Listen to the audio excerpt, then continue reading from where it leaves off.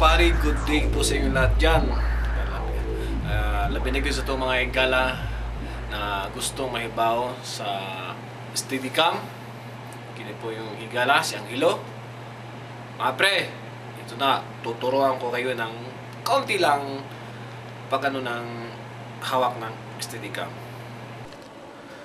Ito yung tinatawag na best.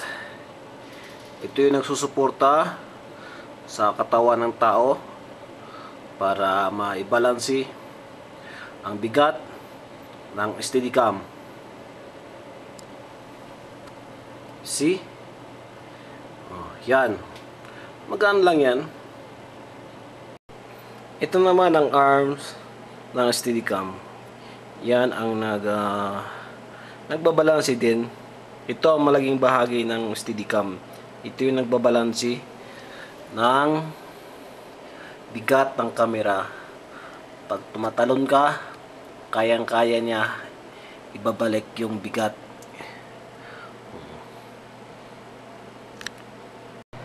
Ito yung buong parte ng Steadicam. Ito yung camera.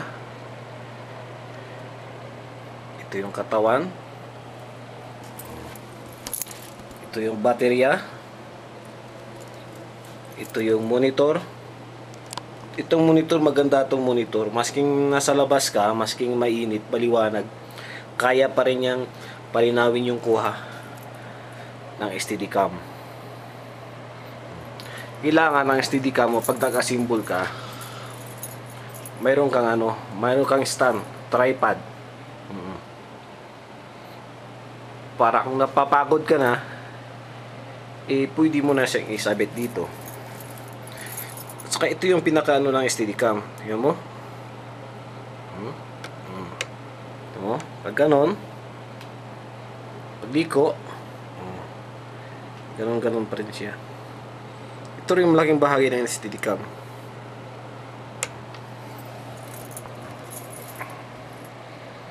So, yan po ang lesson natin ngayon about the Steadicam. My camera is Sony IMX. Okay. Mga kaibigan, ito po ang tinatawag na best ng Steadicam. So, isusuot po natin to para magamit po natin. Okay? Slack. Okay. Ito na ngayon ang best ng Steadicam. Okay? Ito po yung maghahawak ng bigat ng Steadicam. Okay, backward. Next. This is the arms ng Steadicam. Ito po ang mag-shashak. Ilagay natin dito. Papasok natin. Hatak. Okay. So, itabi mo natin itong tripod natin.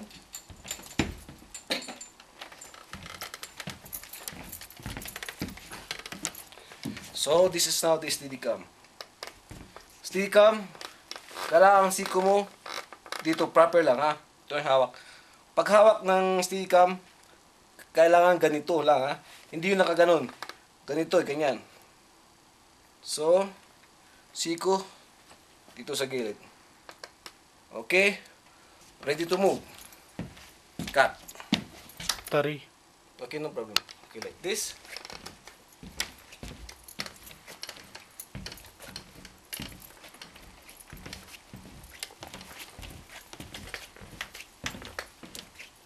You see?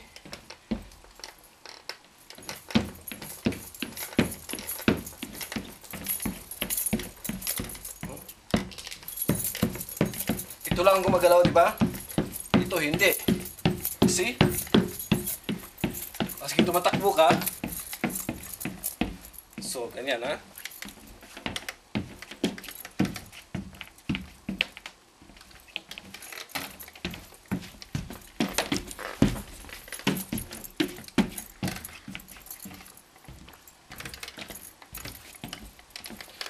Okay, that's all for today. Ito po yung kaibigan, siyang hello. Ito po lang kunting demonstration ng Steadicam. Thank you! Ito yung buong parte ng Steadicam. Ito yung camera. Ito yung katawan. Ito yung baterya. Ito yung monitor. Itong monitor, maganda itong monitor. Masking nasa labas ka, masking mainit, maliwanag, kaya pa rin niyang palinawin yung kuha ng Steadicam. Kailangan ng Steadicam mo, pag naka-symbol ka, mayroon kang stand, tripod. Para kung napapagod ka na, pwede mo na siyang isabit dito. At saka ito yung pinakaano ng Steadicam. Tingnan mo. Ito mo. Pag ganon, pagliko, ganon pa rin siya. Ito rin yung malaking bahagi ng Steadicam.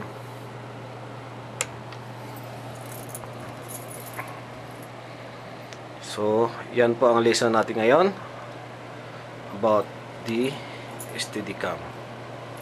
My camera is Sony IMX. Yung arms niya, paano ng Steadicam? Lagyan natin mga pare. Tapos, ito na. Karga dito. Kailangan ganun ka kaunti. Sampak. Okay. Tabi natin ito. Okay. Ito yung Steadicam, ha? Ito ngayon ang tamang posisyon at paglagay ng Steadicam sa iyong katawan. Mabigat din, depende sa camera na ang ginagamit mo. May mga lumang camera na Betacam SP, mabigat yon. Ito, IMX digital, medyo magaan lang. Okay?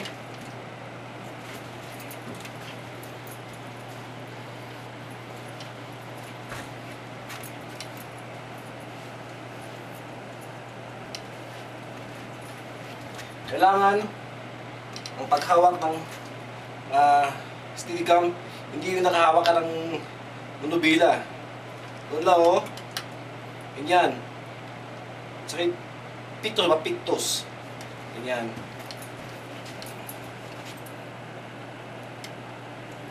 Kailangan hininga mo. Huwag mo ibuga lahat. Kailangan lang, konti-konti lang. Kasi maubusan ka ng hangin. Ikaw nang bahala mag-practice kung ano lang. Pag nasanay ka, okay na yan. Ano ka? So mga tol, ito po yung kaibigan. Siyang hello. Kung kayo interesadong matuto, sana yan. Basta magsikap kayo. Saka pag-practice. Kasi yung likod mo, ito yung masakit sa sa paghawak ng Steadicam.